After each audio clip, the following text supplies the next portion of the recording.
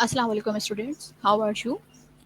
Hope all of you are fine and safe and healthy in your places. I am your Sobia Jamil with the subject of SME. It is most probably our session 5 and we have a most important topic for the SME. इसके importance का अंदाज़ा आप इस बात से लगा सकते हैं कि हर ईयर तकरीबन 2 क्वेश्चन इस सेक्शन से जो है वो बन रहे होते हैं आपके कोर्सेज में और आपके पेपर में। ये जो टॉपिक है आपके पास चैप्टर नंबर 5 एक्चुअली जो है ये चैप्टर 5 आपके पास जो है प्लानिंग के ऊपर कंसिस्ट करता है और एसएमई के लिए सबसे ज़्यादा इम्पोर्टेंट चीज़ जो है वो प्लान होता है। जितना बेस्ट उनका प्लान होगा उतना ही बेस्ट उसका आउटपुट होगा। ये चीज़ जो है वो एसएमई बिजनेस के लिए इम्पॉर्टेंट होती है।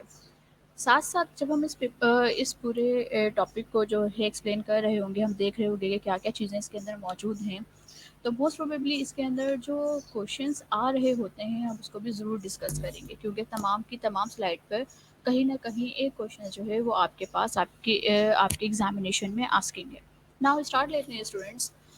Planning, organising, managing a small business. Planning planning planning, क्या आप प्लान कर रहे हो? देन इम्पोर्टेंस क्या है हम ये देखेंगे। देन जो प्लानिंग है उसकी टाइप कौन कौन सी होती हैं, strategic, operational and financial planning. फिर इन तीनों प्लानिंग के जो एरियाज हैं या फिर इनके क्राइटेरिया हैं, हम उन तमाम चीज़ों को यहाँ पर डिस्कस कर रहे होंगे। और फिर at the end of the topic हम ये देखेंगे कि हमें प्लानिंग की ज़रूरत क्यों पड़ रही है। सबसे पहले planning and other managerial functions. It means of that कि जब आप एसएमई को, स्मॉल एंड मीडियम इंटरप्राइजेस को मैनेज करने के लिए जा रहे हैं और उनकी मैनेजमेंट को आप देख रहे हैं कि किस तरीके से जो है उनकी मैनेजमेंट वहाँ पर परफॉर्म हो रही है, तो यहाँ पर हम जो है मैनेजमेंट के जो फंक्शंस हैं उनको परफॉर्म कर रहे हैं। फर्स्ट ऑफ ऑल हम प्लान आउट कर रहे हैं, मतलब अपना कोर्स ऑफ एक्शन डिटर्मिनाइन कर रहे हैं। देन फिर हम ऑर्गेनाइजिंग की तरफ जा रहे हैं। हमारे पास जो रिसोर्सेज हैं, what ever it is the human resource and whatever it is the materialistic resource, उन दोनों रिसोर्स को हम क्या कर रहे हैं, यहाँ पर मैनेज कर रहे हैं। देन फिर इसके बाद हम स्टाफिंग की तरफ जा रहे हैं कि स्टाफिंग में जो है हमारे पास हम ह्यूमन रिसोर्स किस तरीके से मैनेज करेंगे, हम इस चीज़ को देख रहे हैं। दैन फिर हम लीडिंग की बात कर रहे हैं कि हम किस तरीके से अपने पूरे प्रोसीजर को लीड करें। एंड फाइनली ये पूरा प्रोसेस जो है वो कंट्रोल हो रहा होगा कि हमने अपने स्टैंडर्ड्स बनाए हुए हैं। एंड देन हमने अपने स्टैंडर्ड्स बनाने के बाद जो है वहाँ पर अपने जो है एक्चुअल वर्किंग जो हम कर रहे हैं उन दोनों के दरमियान हम एस्टिमेट कर रहे हैं कि it is according to the plan और not. then we are discuss about that if plan is not performed the equal way which has been planned out, which has been placed out, then we are going again on the first procedure, it's called the planning. it means of that controlling में अगर deviate आ रहा है किसी भी तरीके का, तो उस डेविएशन को फिर हम जाएंगे दोबारा से किसके ऊपर, अपने प्रोसीजर को प्लान करने के ऊपर। That is the component of the management के प्लानिंग में हम क्या कर रहे हैं, ऑब्जेक्टिविटी सेट कर रहे हैं। और ऑब्जेक्टिविटी सेट करने के बाद जो है हम अपना कोर्स ऑफ एक्शन डिसाइड कर रहे हैं कि हम किस तरह से जो है अपने पास अपने कोर्स ऑफ एक्शन को जो है वहाँ पर, या हम काम किस तरह करेंगे कि अपने ऑब्जेक्टिव को जो है वो हासिल कर लें। ऑर्गेनाइजिंग की बात करेंगे तो delegation in the coordination of the task and allocating resources to achieve objective, कि आप डेलीगेट करो, कोऑर्डिनेट कर रहे हो in between the resources, then ताकि आप क्या कर सको, अपने ऑब्जेक्टिव को हासिल कर सको। स्टाफिंग की बात करें तो that is the human resource purpose के recruiting and the personal need of organisation को आप क्या कर रहे हैं, वहाँ पर डिसाइड कर रहे हैं, वहाँ पर आप देख रहे हैं और उनकी जो रिक्वायरमेंट्स, उनकी रिक्वायरमेंट्स को जो है आप फुलफिल कर रहे हैं। दैन फिर आप लीडिंग की बात कर रहे हैं कि आप इन्फ्लुएंस कर रहे हैं अपने एम्प्लॉय के ऊपर, ताकि आप इन बेस्ट वे में जो है अपने ऑब्जेक्टिव को, ताकि एक एक ऐसा प्रोसीजर या एक ऐसा मेथड आप वहाँ पे सेट करें कि उस मेथड के थ्रू जो है आप क्या कर सकें, अपने एम्प्लॉइज़ से अकॉर्डिंग टू द ऑब्जेक्टिव काम करवा सकें। फिर कंट्रोलिंग की बात की हमने कि मॉनिटर कर रहे हैं हम वहाँ पर। Monitoring is also called the controlling. Monitoring कर रहे हैं आप कि आपकी प्रोग्रेस हो रही है या नहीं हो रही, और अगर किसी भी करेक्टिव एक्शन की ज़रूरत है तो वो करेक्टिंग एफर्ट्स जो है वो वहाँ पर इंश्योर की जाएँ, और वहाँ पर उसको अगेन प्लान आउट करके जो है चीज़ों को अकॉर्डिंग टू द ऑब्जेक्टिव जो है वो सेटल डाउन किया जाए। नाउ सबसे पहला और the most important thing, planning. Planning में आप एक्चुअली क्या कर रहे होते हैं, the process of setting objective and determine action to achieve those objectives. It means that planning करते टाइम जो है आप दो काम कर रहे हैं। सबसे पहले आप अपने ऑब्जेक्टिव को जो है सेटल डाउन कर रहे हैं, और उस ऑब्जेक्टिव को आपने किस तरीके से अचीव करना है, वो जो आप कोर्स ऑफ एक्शन प्लान कर रहे हो, वो जो एक अमल प्लान कर रहे हो कि हमने इस तरीके से इस चीज़ को जो है अचीव करना है, तो वहाँ आप उसको क्या काम नाम दे रहे हो, अपने प्लानिंग का नाम दे रहे हो। फॉर एग्जाम्पल दैट कि आपके पास जो है आपका एक एसएमई ऑनर जो है वो डिसाइड करता है कि at the end of the 2020 जो है उसका प्रॉफिट मार्जिन जो है वो तकरीबन 40 लाख के अराउंड होना चाहिए। अब उसने जो है अपना एक ऑब्जेक्टिव सेटल डाउन कर लिया, अपना जो है समहाउ एक टारगेट जो है ना उसे सेटल डाउन कर लिया। अब उस 40 लाख के अराउंड पहुंचने के लिए एसएमई ऑनर क्या कर रहा होगा, कुछ ना कुछ एक्शन प्लान आउट कर रहा होगा। इट मीन्स ऑफ दैट के मैन्युफैक्चरिंग कंसर्न से जो है रिलेटेड है, तो वो ये सोचेगा कि उसके पास उसकी quantity of the goods and quantity of the products जो है वो इतनी होनी चाहिए कि वो क्वांटिटी ऑफ द प्रोडक्ट्स जो है उसको जब सेल आउट किया जाए उसकी कॉस्ट ज़्यादा ना हो, उसके अदर एक्सपेंडिचर ज़्यादा ना हो, और जब उसको जो है सेल आउट किया जाए तो वहाँ पर क्या हो, आप जो है अपने प्रॉफिट के जो मार्जिन आपने सेट किया हुआ है उस प्रॉफिट एंड मार्जिन को जो है आप अचीव कर सको। तो that is called the planning, setting the objectives and determining the course of action. That is the two important points in planning. Now जब आप प्लानिंग करने के लिए जाते हो तो आपके अंदर कौन सी बिल्टन चीज़ें मौजूद होनी चाहिए, या आप भी रेडी किन चीज़ों के लिए होने चाहिए। इट मीन्स ऑफ दैट कि क्राइटेरिया फॉर प्लानिंग क्या है, वो कौन कौन सी जो है थॉटफुल थिंग्स हैं जिनको आप क्या कर रहे हो, इस्तेमाल करते हुए अपनी प्लानिंग के लिए जो अपनी प्लानिंग को जो है एग्जीक्यूट कर रहे हो, अपनी प्लानिंग को जो है वो तैयार कर रहे हो। सबसे पहले आप माइंडली प्रिपेयर्ड हो कि आपने कुछ प्लान करना है। आप जो है डिफरेंट थॉट्स के साथ ना बैठे हुए हों कि ये वाली अच्छा ये काम इस तरीके से हो जाएगा। जैसे कि 40 लैक्स की हमने बात करी कि 40 लाख प्रॉफिट जो है हमने क्या करना है at the end of the time जो है हमने अर्न करना है, एक एसएमई ऑनर ने उसको जो है अर्न करना है। तो वो ये ना सोचे कि इस चीज़ का चेक एंड बैलेंस जो है मैं नवंबर में जाके जो है उसने देखना है। ओके, वो इस तरह की चीज़ ना सोचे, या फिर जो है वो ये ना हो कि हाँ मैं ये क्वालिटी ऑफ प्रोडक्ट मार्केट में सेल आउट कर रहा हूँ, मेरे फंक्शंस जो है वो परफॉर्म कर रहे हैं, तो इट्स ओके ये काम इस तरीके से हो रहा है, ये काम इस तरीके से हो जाए। और अगर आपकी मार्केट में किसी तरीके से जो है डिप्रेशन की कंडीशन आ जाती है, तो आप किस तरीके से उस प्रॉफिट को अर्न करोगे, that is the another question.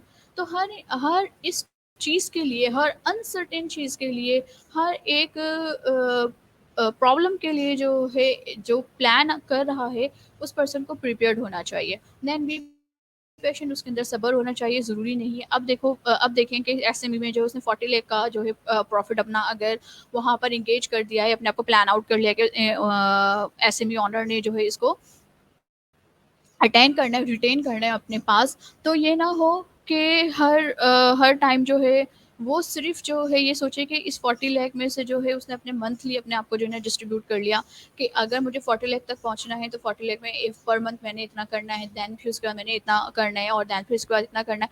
और अगर उसने लिमिट सेटल डाउन कर लिया कि 5 लाख उसने एक मंथ में करना है, तो 5 लाख वो अगर एक मंथ में नहीं कर पा रहा तो वो जो है डिमोटिवेट होकर नहीं बैठना चाहिए कि मेरा जो प्लान है वो इस टाइम जो है वो इतना अप्रूव नहीं हुआ, इसका मतलब क्या हुआ कि कहीं ना कहीं मेरे अंदर लैकिंग मौजूद है। लेकिन सम टाइम ये होता है कि वहाँ पर लैक ना हो, लेकिन कुछ मार्केट सिचुएशंस ऐसी होती हैं जो वहाँ पर सपोर्ट नहीं कर पा रही होती, तो फिर आप उसके ऊपर क्या करें, काम करें, और सब्र के साथ जो है मोहतात रह के जो है आप क्या करें, अपनी प्लानिंग्स को जो है वहाँ पर मैनेज करें। Then know when to get help, या आपको पता होना चाहिए कि आप जो है किस टाइम हेल्प लेंगे। आपने जो अपने टारगेट सेट किए हैं, आपने जो ऑब्जेक्टिव सेट किए हैं, उसके वो ऑब्जेक्टिव जब आपने सेट कर लिए हैं, तो आपको ये भी पता होना चाहिए कि आपका जो है सपोर्ट सिस्टम कहाँ से होगा, वो कौन-सा पर्सन है जो आपको जो है वो हेल्प करेगा फ्रॉम द सपोर्ट सिस्टम, और कब आपने किस टाइम जो है ना आपने जो है ना हेल्प लेनी है। That is the time is the money, and time is the important thing for the planning purpose. Know power of vertical integration. Vertical integration की पावर आपको जो है मालूम होनी चाहिए। Vertical integration in sense of that, जब आप vertical integration की बात करते हो तो वर्टिकल इंटीग्रेशन में आप इस चीज़ को सोच रहे होते हैं कि आपके पास जो आपका लोअर मैनेजर सिस्टम है, आपकी मिडिल मैनेजमेंट सिस्टम है और आपकी अपर मैनेजमेंट सिस्टम है।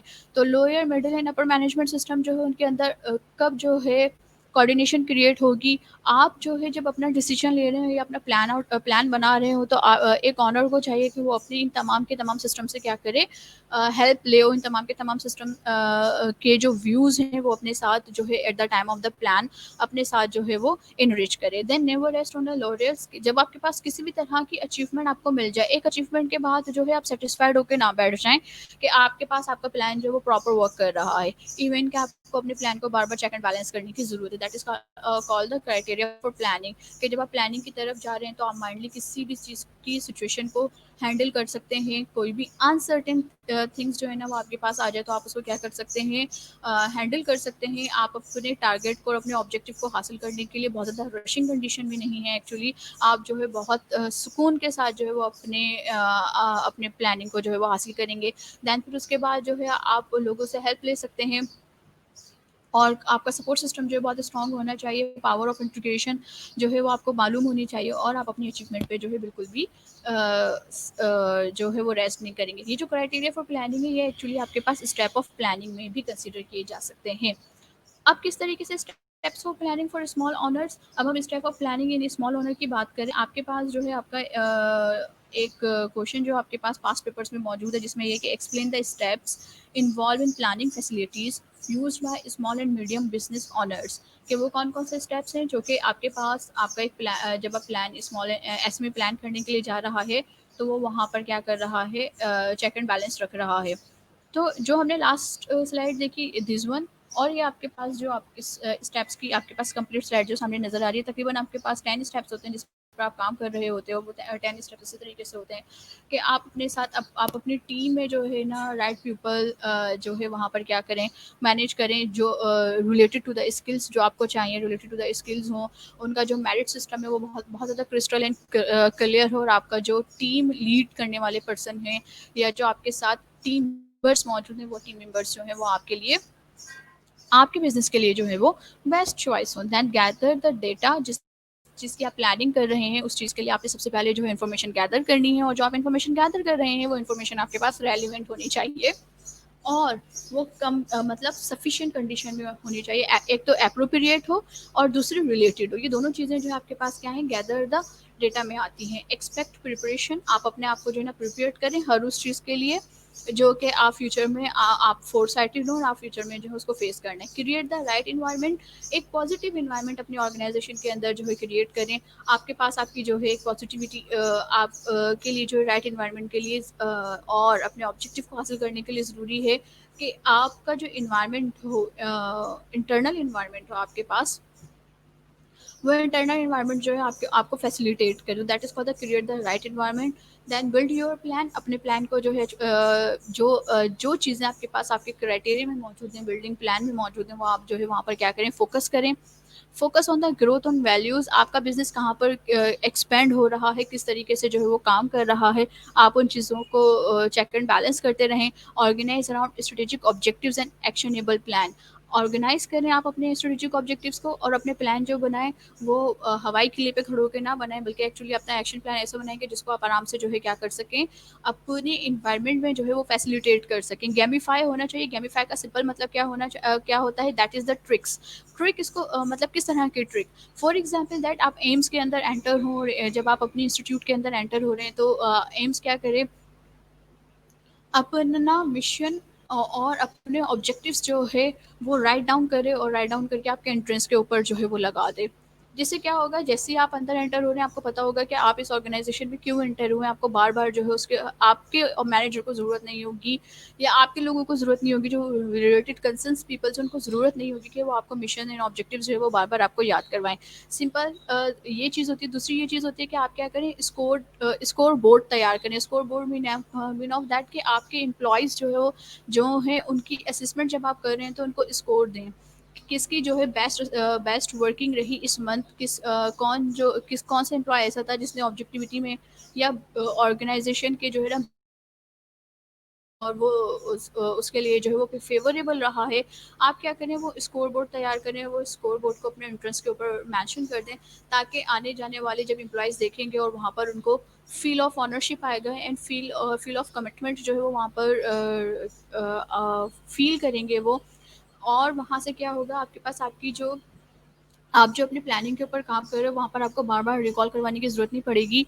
और ये जो मोटिवेशनल थिंग है ये एक्चुअली आपके पास, और ये जो चीज़ होती है वो आपके एम्प्लॉय को क्या करती है, हमेशा वेकअप कंडीशन में रखती है कि उसने कहाँ पर और क्या काम करना है। वो कभी भी जो है वो स्लीपी कंडीशन में नहीं जा रहा होता, क्योंकि हमेशा जब हम एक टारगेट सेट करते हैं, ये भी तो एक टारगेट है ना एम्प्लॉयज़ के लिए। जब आप एक स्कोर बोर्ड आपका टारगेट है कि आपने जब एक टारगेट सेट कर दिया तो हर एक शख्स जो है वो टारगेट के पीछे जो है वो वर्कआउट करना शुरू कर देगा। That is called the gamify. कि आप क्या करें, कुछ छोटी छोटी ट्रिक्स एंड टेक्निक्स यूज करें जिसके तहत जो है आप अपने जो रिसोर्सेज है उनको क्या कर सकें, अपने ऑब्जेक्टिव के साथ जो है वो अलाइन कर सकें और उनको रिलेटेड रख सकें। देन फिर उसके बाद जो है इंटरनली आपके हम ये चीज़ जो है पहले देख चुके हैं कि इंटरनली आपको क्या दे रहा है, प्लानिंग आप क्यों कर रहे हैं, what is the reason. Importance of the planning की हम बात करें तो ये जो आपके पास इंपॉर्टेंस ऑफ प्लानिंग है ये हम दो तरीके से जो है डिस्कस कर रहे होते हैं कि इंटरनली आपके पास प्लानिंग आपको क्या फैसिलिटेशन दे रही है और एक्सटर्नल आपके पास आपकी प्लानिंग आपको क्या फैसिलिटेशन दे रही है। तो आपके पास जो सामने आपको स्लाइड नज़र आ रही है आपके पास इंपॉर्टेंस ऑफ प्लानिंग है। प्लानिंग प्रोवाइड्स इंटरनली, इंटरनली क्या इंपॉर्टेंस है आपके पास, आप जो है कंफ्यूज्ड पर्सन नहीं है। एक ऑनर जो है उसके पास क्लियर आइडियाज़ मौजूद हैं, उसको पता है कि उसको कौन सा काम करना है और किस टाइम कौन सा काम करना है। बेसिस फॉर चेंज, जैसी चेंजेस आना शुरू हुई उसने अपने प्लान को जो है क्या करा, फ़ौरन ही, क्योंकि बेसिक काम तो उसका हुआ हुआ है ना, तो वो सिर्फ़ अपनी चेंजिंग्स के अकॉर्डिंगली अपने प्लान को थोड़ा-सा मोल्ड करा है।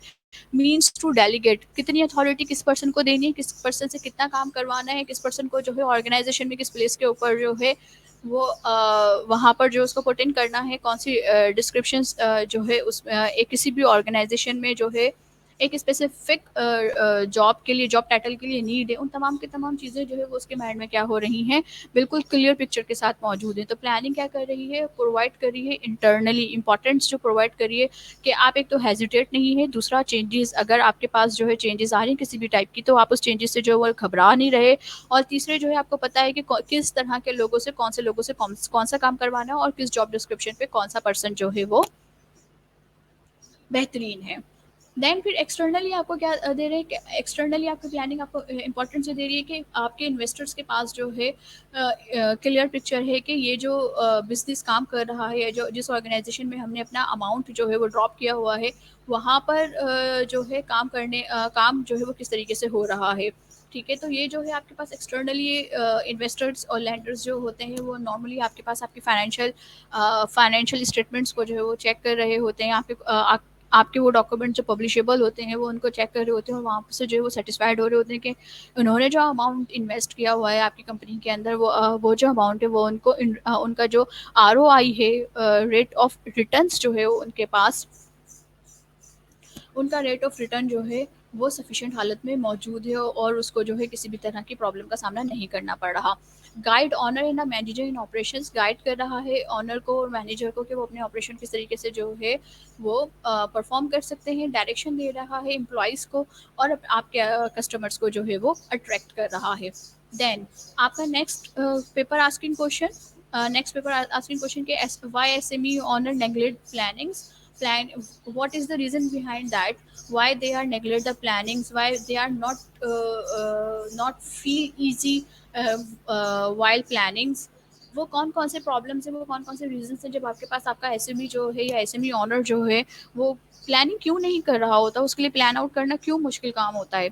देखिए, आप एक काम क्यों नहीं करते जब आप जो है उसके बारे में बिल्कुल क्लियर नहीं होते। आप ये सोचते हैं कि भाई ये काम तो बहुत मुश्किल है, उसको करने के लिए जो है मुझे बहुत टाइम चाहिए। ओके, और जब आप किसी भी काम को करने के लिए यूज टू नहीं होते, अगर एक एसएमई ओनर जो है वो अपने काम को करने के लिए यूज़ टू नहीं है, उसके पास प्रॉपर नॉलेज नहीं है कि प्लान किस तरह करते हैं और वो उस काम को मुश्किल समझना शुरू कर दे, तो अंडरस्टूड सी चीज़ें वो प्लान नहीं कर रहा। वो जो है सुबह उठेगा और सिर्फ़ एक अपने माइंड में एक आइडिया बनाएगा कि भई आज मैंने जो है फॉर एग्ज़ाम्पल दैट उसका जो है स्मॉल बेकर का बिज़नेस है, तो वो ये सोचेगा कि आज के दिन जो है मैंने अगर 10,000 भी प्रॉफ़िट अर्न कर लिया तो इट्स इनफ फॉर मी, और रात जब वो अपनी शॉप को बंद कर रहा होगा तो 10,000 प्रॉफ़िट अगर उसका अर्न हो गया तो ही इज़ सैटिस्फाइड। और उस टाइम जो है उस मतलब अब आप देखिए ना, वो एक तरीके से उसने अपने आप को एक बॉल में बंद कर लिया है, एक स्क्वायर में जो उसने अपने आप को जो है ना वहाँ पर प्रिज़न कर लिया है कि बस इतना प्रॉफ़िट चाहिए, that's it.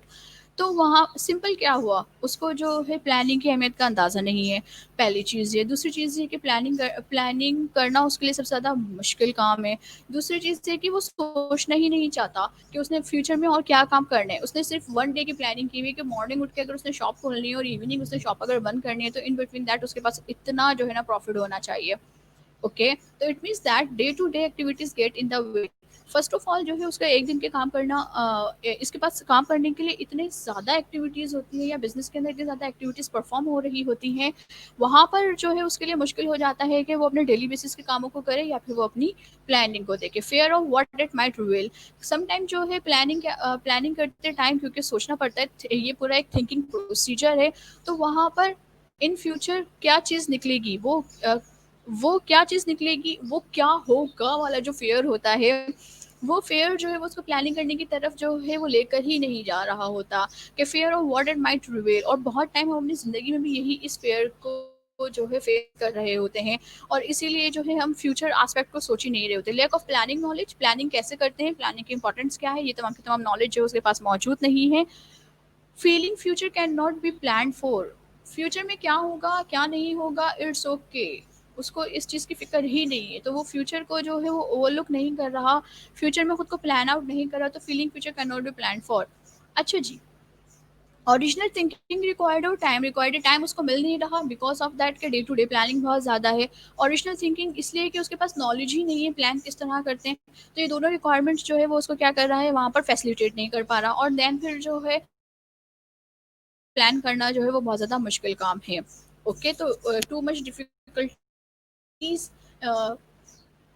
In planning process, ये चीज़ें हैं जिसकी वजह से जो है एसएमई पर्सनल क्या करता है, वो प्लान नहीं करता। ये आपके एग्जाम्स का मैंने सेकंड क्वेश्चन जो है वो अभी आपको यहाँ पर एक्सप्लेन कर दिया। नाउ टाइप्स ऑफ प्लानिंग की तरफ आते हैं, that is your third topic. Exams का ये आपका थर्ड टॉपिक है, how many types of planning. और इन प्लानिंग ये प्लानिंग जो है आपके एसएमई को किस तरीके से एज प्रोवाइड करती है या कॉम्पिटिटिव डिफरेंशिएशन एंड यूनिकनेस दे रही होती हैं, ये आपका जो है नेक्स्ट टॉपिक है। Discuss the role the strategic planning in order to achieve success and competitive edge in the marketplace by SME owner। SME owner को marketplace में किस तरीके से जो है वो एज हासिल होती है। सबसे पहले हम जो है यहाँ पर क्या कर रहे हैं, टाइप्स ऑफ प्लानिंग देख रहे हैं। टाइप्स ऑफ प्लानिंग आपके पास 3 तरीके की होती है, या तो आप स्ट्रेटेजिक प्लान आउट करते हो, मतलब future settled and long term plan बना रहे हो, अपने मिशन हैंडल कर रहे हो, अपने विजन हैंडल कर रहे हो, एंड अपनी ऑब्जेक्टिविटी को जो है वो प्लान कर रहे हो, that is called the strategic planning. Then फिर आप अपने जो है फाइनेंशियल प्लान सेटल डाउन करते हैं कि भाई आपके पास आपका फाइनेंसर्स कौन होगा, आपका इन्वेस्टर कौन होगा, और आप अपने आप अपने एम्प्लॉय को अपने बिजनेस में इन्वॉल्व करोगे या नहीं करोगे, वो तमाम की तमाम चीज़ें क्या है आपके पास आपकी फाइनेंशियल प्लानिंग को डील कर रही हैं। देन फिर डेली बेसिस प्लानिंग जो आप कर रहे हो, डे टू डे प्लानिंग आप जो कर रहे हो, जिसको ऑपरेशनल प्लानिंग का नाम दे रहे हो, कि किस तरीके से आपकी प्रोडक्शन रन होगी, कौन से लोग रन कर रहे होंगे, एक दिन पर डे पे जो है आपके पास आपकी कितनी जो है यूनिट्स मैन्युफैक्चर्ड हो जाने चाहिए, that is called the operational continuous before and after business start. चलें जी, स्ट्रेटेजिक प्लानिंग अब वन बाय वन करके सारे प्लानिंग को हम देख रहे हैं। जो मैंने क्वेश्चन मैंने आप लोगों को यहाँ पर मैंशन किया था, ये क्वेश्चन का आंसर जो है वो आप यहाँ से ले रहे हो कि आप अपने स्ट्रेटेजिक प्लानिंग के थ्रू जो है वो किस तरह से जो है एक कॉम्पिटिटिव एज हासिल करते हो। नाउ जी, स्ट्रेटेजिक प्लानिंग आपके पास लॉन्ग टर्म प्लानिंग्स मौजूद है जो आपको हेल्प कर रही है बिजनेस के मिशन को एकम्प्लिश करने के लिए। देन स्ट्रेटेजिक प्लानिंग में कौन कौन से ऑब्जेक्टिव्स जो है वो शामिल होते हैं आपके पास, आप मिशन देख रहे हो, मतलब आपके पास आपकी लॉन्ग टर्म डायरेक्शन है, आप अपने बिजनेस को 2020 से 2030 में जो है वो कहाँ पे खड़ा हुआ देखना चाहते हो। मतलब आप एक बूट हाउस ओपन कर रहे हो और आपने अपने जो है ना निश मार्केट में अपनी जो है ना बूट शॉप ओपन कर ली, बूट हाउस ओपन कर लिया है। नाउ आप ये देखोगे 2025 में आपके पास आप अपने बिजनेस को कहाँ पर खड़ा हुआ देखना चाहते हो, देन फिर आप उसके ऊपर काम करना शुरू करोगे, देन फिर आप ऑब्जेक्टिव बनाओगे, आपने जो मिशन बनाया है उस मिशन को आप क्या कर रहे हो, अ, आप अपने उस मिशन को जो स्कैटर डाउन कर रहे हो, आप नीचे की उसको जो है डिस्ट्रीब्यूट कर रहे हो डिफरेंट डिफरेंट एरिया में, कि जाहिर सी बात है 2020 में आप खड़े हुए हो, 2030 में आपको जो है आप स्ट्रेटेजिक प्लान आउट कर रहे हो, लॉन्ग टर्म डायरेक्शंस को प्लान आउट कर रहे हो, तो आप ये देखोगे कि 2020 के एट द एंड आप कहाँ पे होगे, 2021 के दिसंबर में आपकी जो है ना क्या पोजीशन होगी। देन फिर आप जब इन चीज़ों को जो है शॉर्ट टर्म प्लान में कर रहे हो, कन्वर्ट कर रहे हो, तो that is called the objectivity. Strategies mean to achieve objective.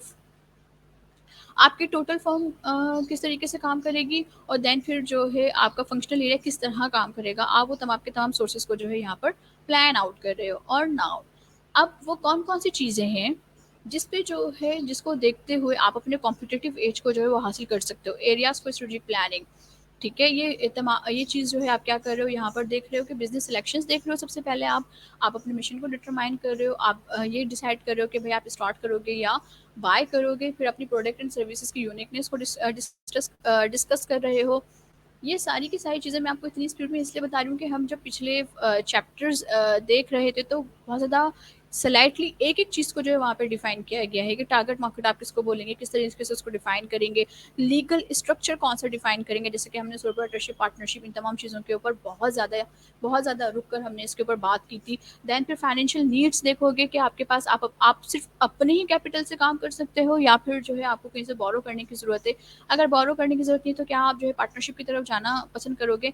And then वो कौन सा एरिया है जहाँ पर आपने लोकेशन पर जो है आप सेलेक्ट हो रहे हो, मतलब आप अपनी लोकेशन को जो है वो डिस्कस करो। Location is the most important thing, और ये जो लोकेशन है या इस लोकेशन को लेते हुए भी जो है ना आपके पास पेपर्स जो है वो डिस्कस करते हैं कि जब आप अपने लोकेशन को एड्रेस कर रहे होते हो या आप अपनी लोकेशन सेलेक्ट कर रहे होते हो तो वो कौन कौन से फैक्टर्स हैं आपको जिसको जो है वो कौन कौन से फैक्टर हैं जिसको आप जो है कंसीडर करोगे।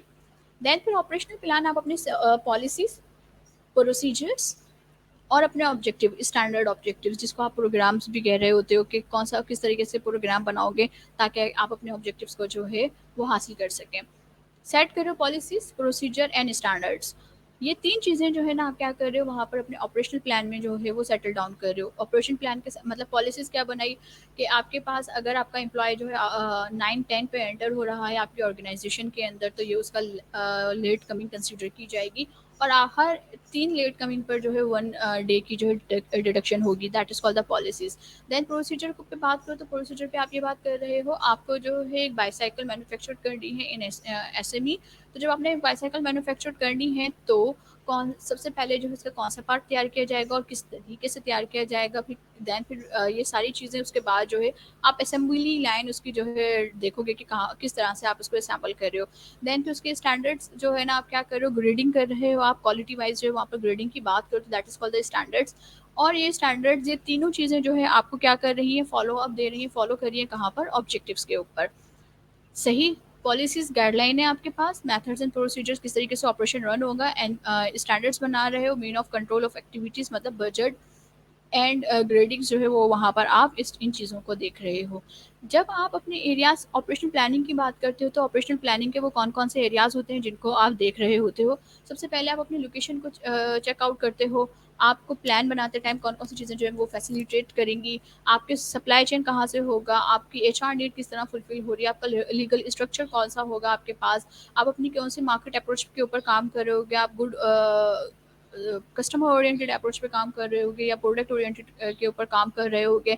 आपके पास आप अपना रिकॉर्ड सिस्टम किस तरीके से मेंटेन करोगे, मैनेजमेंट इंफॉर्मेशन सिस्टम और एमआईए सिस्टम को आप किस तरीके से इस्तेमाल कर रहे हो, आप अपने एचआर के लिए जो है वो किस कौन सा सॉफ्टवेयर जो है आप इस्तेमाल करोगे, वॉट एवर्स हो, क्या आप अपना रिकॉर्ड किस तरीके से जो है वो मैनेज करोगे, एंड देन फिर आप अपने जो है वो शेड्यूल्स बनाओगे। फाइनली थर्ड प्लानिंग की बात कर लेते हैं स्टूडेंट्स हम क्विकली कि फाइनेंशियल प्लानिंग जो है वो हम किस तरीके से मैनेज कर रहे हैं। वहाँ पर हम अपने इनकम एंड एक्सपेंसेस को जो है देख रहे होते हैं कि इनकम किस तरीके से जो है आप जनरेट करोगे, और आप अपनी इनकम को जनरेट करने के लिए जो भी एक्सपेंसेस कर रहे हो कहीं वो जो है एक्सीड तो नहीं हो रहे आपके इनकम से। देन इनिशियल इन्वेस्टमेंट के प्लान को जो है ना आप देख रहे हो कि जब आप अपना बिजनेस में आप इन होने के लिए जा रहे हो तो आप इनिशियली कितनी इन्वेस्टमेंट कर रहे हो, और locating the source of funds और फिर अपने सोर्सेज को जो है वो कहाँ कहाँ पर इस्तेमाल करोगे।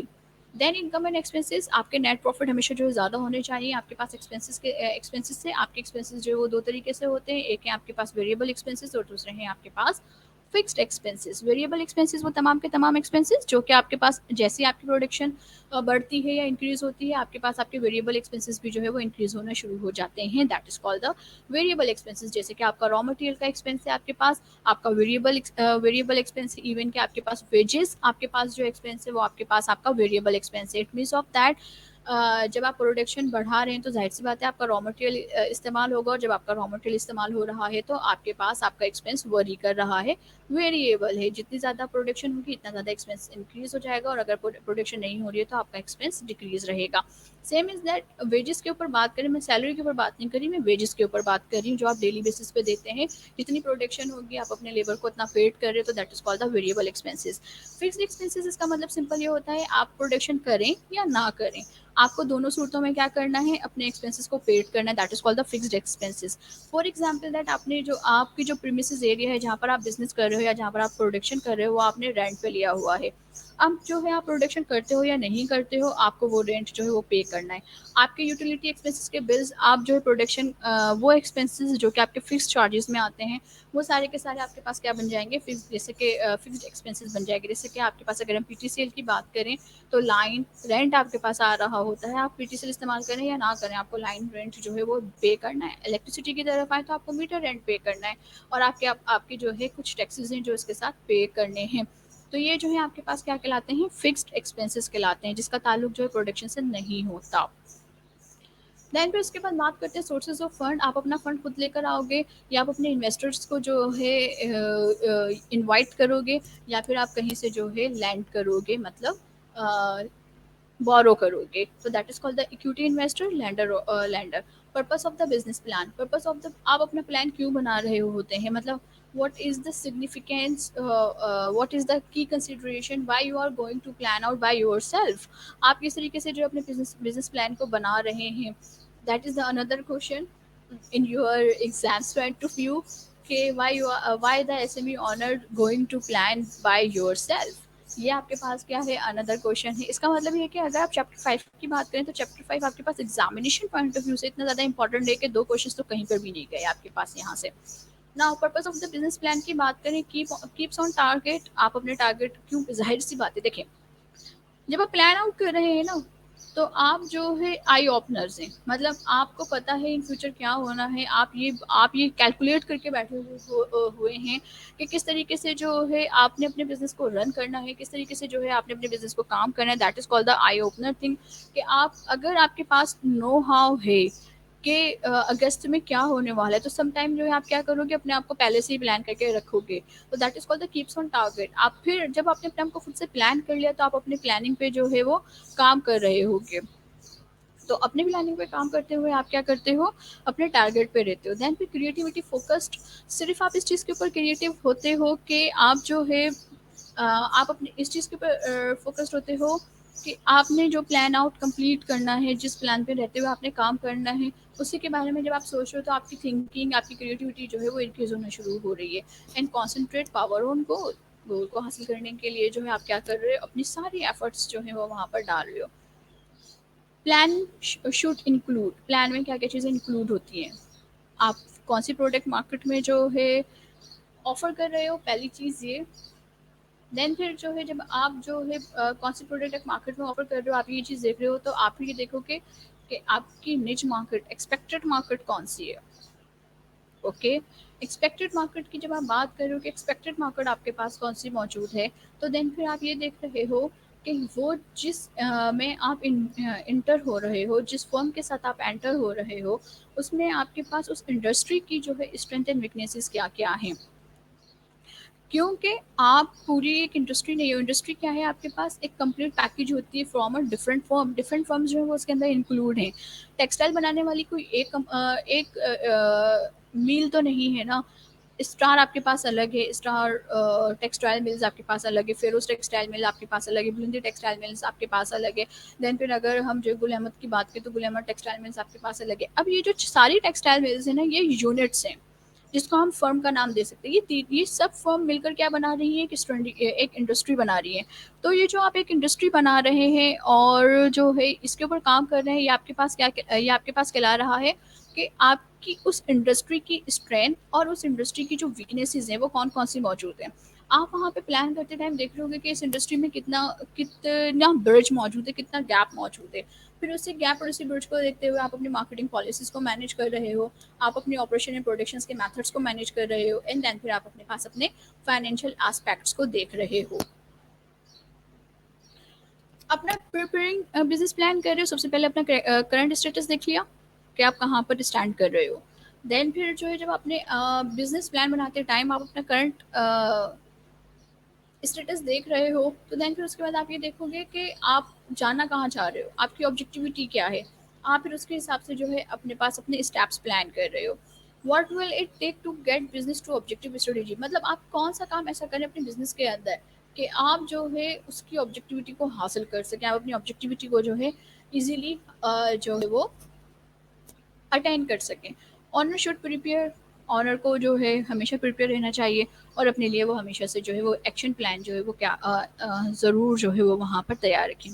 नाउ ये जो नेक्स्ट टॉपिक है आपके पास component of a business plan, actually ये आपके पास बिजनेस प्लान की, आप अपने बिजनेस प्लान को फॉर्मली अगर किसी कहीं पर प्रेजेंट करते हो तो उस बिजनेस प्लान को फॉर्मली प्रेजेंट करने के लिए जो है वो कौन कौन से एस्पेक्ट्स होते हैं या वो कौन कौन से फैक्टर्स होते हैं जो आपको इन रिटर्न फॉर्म में दिखाना ज़रूरी होता है।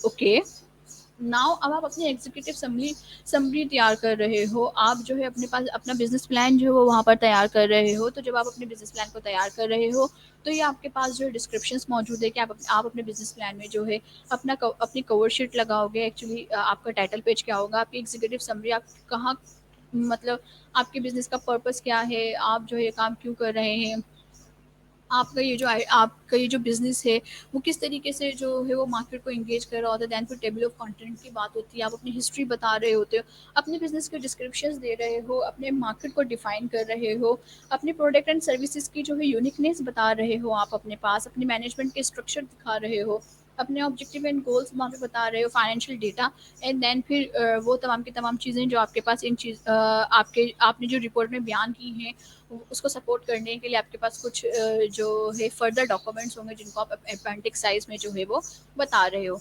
देन जब आप एग्जीक्यूटिव समरी की बात करते हो तो कंपनी की बात करते हो कि भाई आप कौन है और आप क्या काम कर रहे हैं, आपकी फर्म का स्टेटस क्या है, आपकी की गोल्स एंड ऑब्जेक्टिव्स की क्या बात है।